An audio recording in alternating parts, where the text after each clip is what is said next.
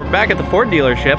I've just brought back the Ford GT Explorer Edition, back for the 600-mile break-in oil change, and then I'll be able to go to the track. You might notice it looks a little bit different because I've changed the paint. Decided to get it repainted to a bit more of a maroon color to match my last name. I thought it'd be more appropriate that way.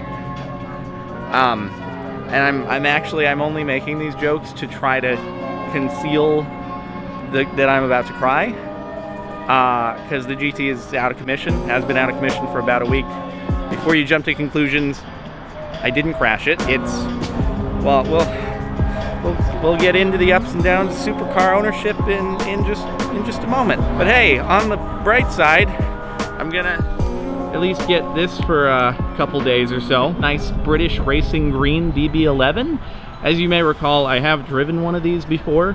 Got a loaner for a day or so. A few months ago, made a video on it, but damn, this color is nice. Look at this. Metallic British racing green. Woo! I mean, it's no Miami Blue Ford GT, but I don't really have much of a choice right now.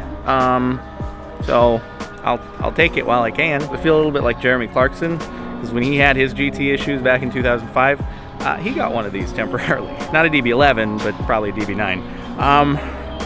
Yeah, okay.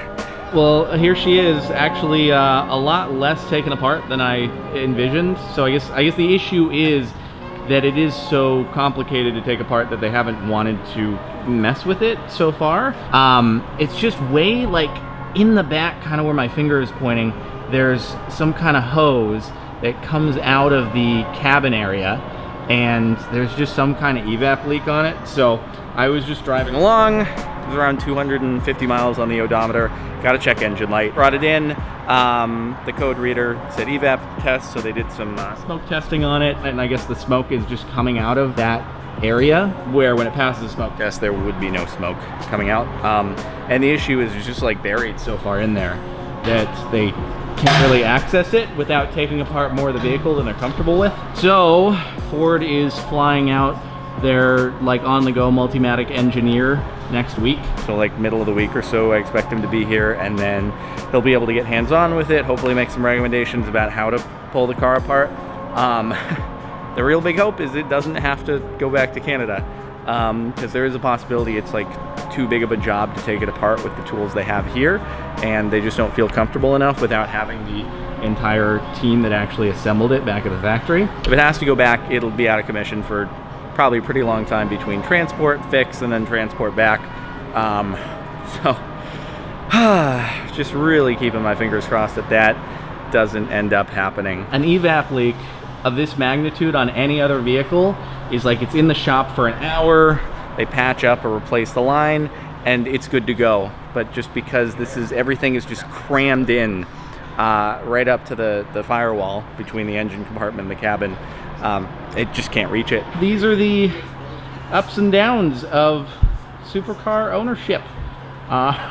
Man, it really kills me. I've not even been able to hit the break-in miles yet. I'm not expecting to have it for another couple weeks, even if they're able to do it locally. And if it does have to go back, then I can't even estimate, really. But it's still drivable. I'm just not allowed to, because I guess there's a danger of like fumes from the gas going into the passenger compartment. I don't know. I feel like the possibility of inhaling toxic chemicals is kind of worth driving it. Might as well be dead. Am I right? But I guess that's just me. Well, our consolation prize awaits. Zoom zoom. I will say, the spec, real nice. It's got the matching green contrast stitching that goes along with the paint. Do we have the carbon composite in the last one? I can't remember. This might be a little interior upgrade as well. This is the stuff that you get on like the Huracan Performante. And I guess the funny thing is it actually comes from like the waste byproduct of the carbon fiber making process, as far as I'm aware. But hey, you know, they can repurpose it into something real nice. Obviously, I'm bummed that the GT is out of commission, but I do appreciate the dealership, Galpin, trying to accommodate for it by, you know, hooking it up with this car, at least for a few days while they can. Anyway, with that said, let's hit the road, head back home. So then, as if the issues with the GT weren't enough, The Ferrari is also out of commission right now. I took it in for the airbag recall thing a couple weeks ago.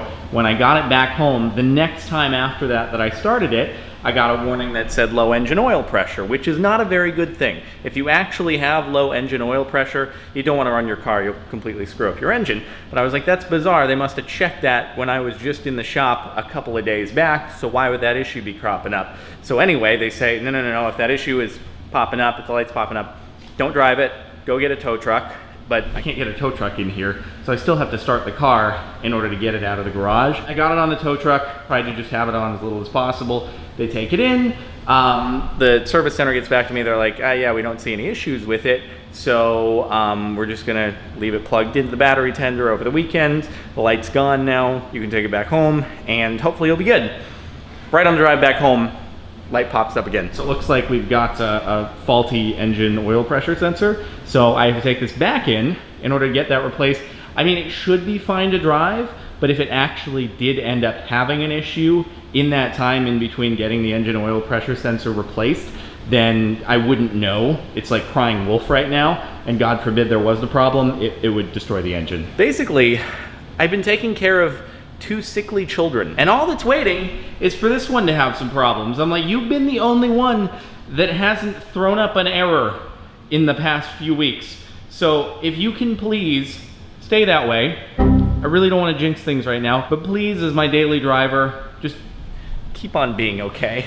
Because I can't deal with all 3 just being out sick. Basically, in life, either have children or you can deal with fancy cars. It's like you pick one of the two, because the cars are turning into children right now. And let me just say, I realize, I'm sure this video just seems like a lot of first world problems. I'm perfectly willing to admit that. It's just like, man, everything going wrong at once. I've won the Murphy's Law when it comes to car issues right now. Obviously, far more disappointed about the GT than the 458. The 458, it should be a very easy fix.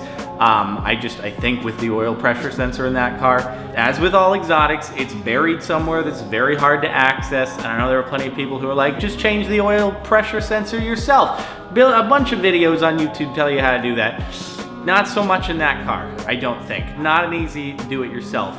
And then also, it's just like, God, with the GT, it should be something extremely simple. Either the hose has to be replaced or there's like a faulty O-ring or something like that. Maybe you could do it yourself in your Toyota Camry or something like that. With that, nope, we're out of commission for several weeks because it's just, you cannot reach. It's so new. There's no really extensive documentation on how to take the thing apart, replace that specific thing. So it's all just the inaugural run. Like, it's never been done before. As far as I know, I'm like the first person to have an evap leak in a new Ford GT. So that's the thing. Oh God, I'm hoping it doesn't have to go back to Canada, because it was like between my car being finished in the middle of February and me receiving it, it was over a month. That's just one-way transport. I think it'd be a little quicker this way if it was just like direct there and back for the sake of a fix, but still, it's not gonna be quick. My poor babies are just dropping like flies. What did I do? I must have done something. And this is retribution for it. I don't know what. And furthermore, I think I've actually made myself sick. I feel like I'm getting sick, and I genuinely do think it's just because I've been so stressed, because I've been so disappointed not being able to drive the thing that I have waited 3 years for. And I've been so bummed that I think I gave in to a bug. So there's that now. All right, Jordan, just get the complaints out there. You must enjoy listening to this so much. First world problems. Okay, we'll end it there. Yo, I got the DB11, so I can drive that thing around and have some fun with it. And anyway, I'll let you know what's going on in a future video. Hopefully it'll be, the next Ford GT video will be me retrieving the car as it has been fixed locally and not having to get sent back to Canada. Otherwise, if it has to get sent back, I'll let you know about that as well. So anyway, we'll wind it down here, and I'll see you next time.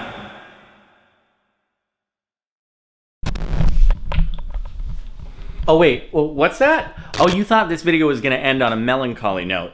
Yeah, I did two, actually. But guess what? We've both been bamboozled. 2 days ago, got a call from the Ford dealership saying they thought they could get a fix done. Then they were able to execute that fix. Then yesterday, the engineer from Ford, he flew out, he double-checked everything, gave it the thumbs up. And today, we get to pick up the car.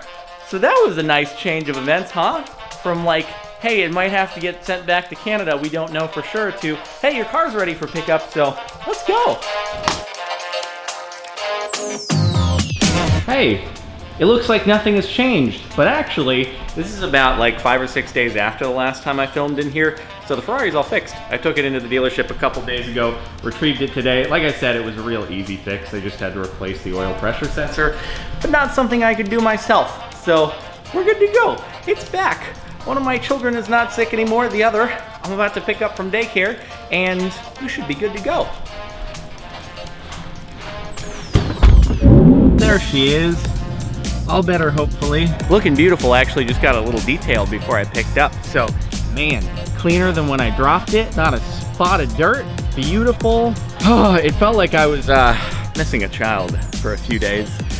But I am very, very happy. Didn't have to go back to Canada, which would have been just like the worst nightmare. And we're good to go.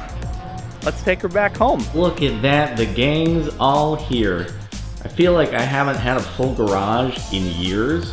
It's been a week and a half or so. So happy everything's back until I have to take this in for the 600-mile break-in oil change service probably next week. So then I'll be missing it, but it should only be for like a day or so. And it's routine maintenance, not a check engine light. So let's keep our fingers crossed that we leave it to routine maintenance for quite a long time. On the plus, this thing does have a really good warranty. It's like 4 years for unlimited miles. Not that they're counting on anyone doing tens of thousands of miles per year, but I think the highest mileage one is, it's in like the 12,000 mile range or something. So someone's put a lot of miles on there. What they also did, while I had it in there, I was like, you know, you may as well take care of this, is they installed these things that I bought off of the Ford GT forum, these arrow screens. So you can already see on the drive home, I picked up some souvenirs. I don't know if any of you recall on the McLaren, I would call these side vents here that car had rock collectors, because it would just fill up with rocks. And then when I would go around corners or anything, you would hear the rocks that were like swishing around that were all caught up in there. So when I went in for a service on that car, I'd be like, hey, do you mind clearing that out? And I assume this thing probably picks up rocks here too, but it has a way for them to all filter out, I guess, a little bit better than the McLaren did. So these, you might recall they were duct taped up before. There was, well, not duct tape, but Gorilla Tape. It was on the other side of the vent there just to prevent anything from going through. Now, at least the vent kind of gets to act as it's supposed to and let air through, so you get some of that benefit, but without letting rocks go into the nice carbon bit here. So you don't have, even though, yes, this is wrapped, so it shouldn't be something I have to worry about, but still, like, you're gonna get a lot of debris passing through there. As you can see, look at all that's been caught up in there, and that's just from my drive home, which was like 15 miles or so. So you can imagine over a lifetime or over more dirty roads, like, it's nice to have those. And also, it's supposedly like real easy. It's just a couple of Allen wrench screws when I want to take them off. So when I actually go to the track, I can just bring the tool with me, put it in the toolkit in the back, and then good to go. Pop them on and off when I want to actually go to the track. So good stuff. Thank goodness the gang is all here. All right. I'm happy this video is able to end on a positive note rather than, you know, having to be like, well, we don't know if it's going to go to Canada or not. So big ups to the guys at Galpin. I guess they just got in there. They just got way in there, and they told me that someone cut their finger real badly trying to do the fix. So there was actual blood spilled over this. So thank you guys. I appreciate it. I really do. It feels like I have my child back. So anyway, with that said, we'll wind it off there. Happy times. Hopefully more content coming soon. See ya.